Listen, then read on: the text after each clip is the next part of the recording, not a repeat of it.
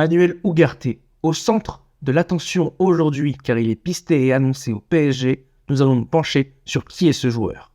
L'Uruguayen de 22 ans, peu connu en France, a gravi les échelons très rapidement. Formé au CA Phoenix, club qu'il a rejoint à l'âge de 13 ans, issu de la classe moyenne supérieure et loin des quartiers sensibles d'Uruguay, il est très vite reconnu dans son club.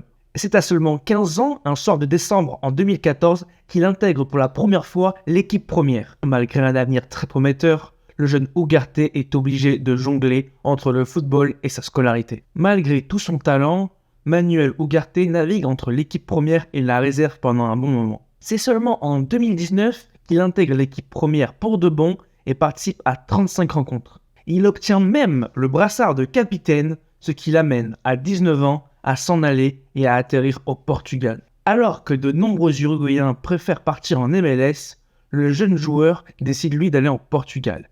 Et il s'exprimera sur sa situation.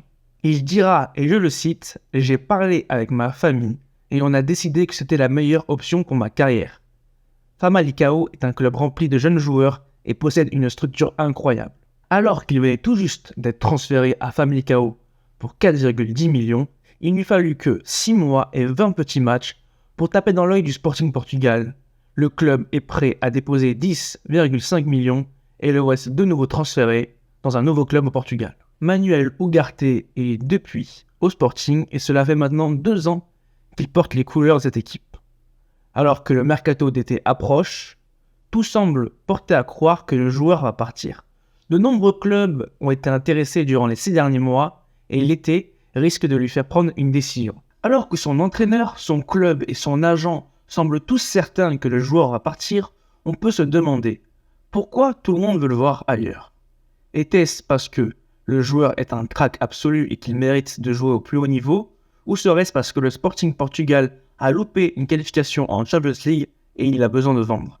Le 12 mai, Amorim déclarait « L'homme d'affaires a déjà dit qu'il pouvait partir et peut-être qu'il a déjà 60 millions garantis. » On peut tout à fait imaginer que le club souhaite se séparer de son joueur, car Ugarte a beaucoup de défauts. C'est un 8 extrêmement stérile, il est impliqué sur très peu de situations offensives, que ce soit dans la passe décisive, dans un but ou dans la création globale. C'est un joueur qui a du mal à subir le pressing et à sortir de la pression adverse, et il ne casse pas des lignes comme des joueurs comme Verratti ou Modric. Mais alors, pourquoi le PSG s'intéresse à lui?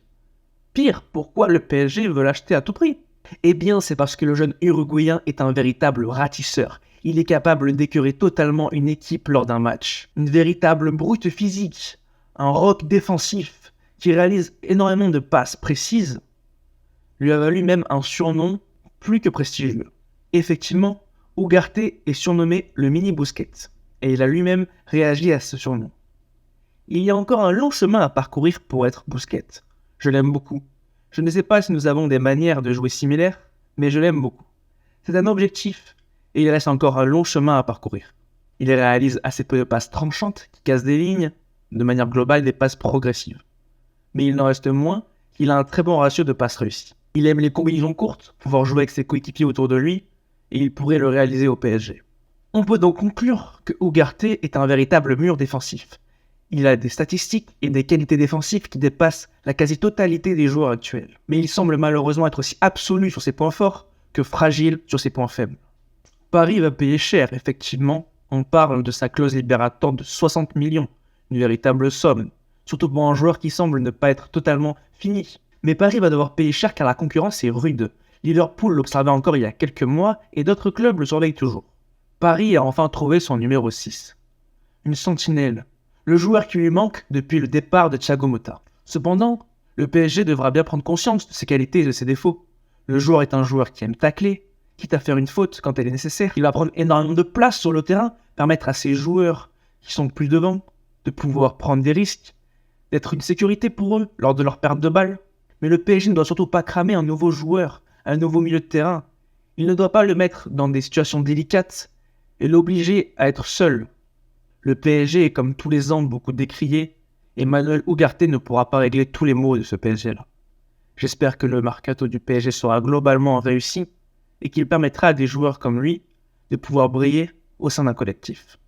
C'était Ryujin, on se retrouve très vite pour une nouvelle vidéo. N'hésitez pas à mettre dans les commentaires si vous voulez que je parle d'un joueur en particulier. N'oubliez pas de vous abonner à la chaîne et de lâcher un like si la vidéo vous a plu. Ciao!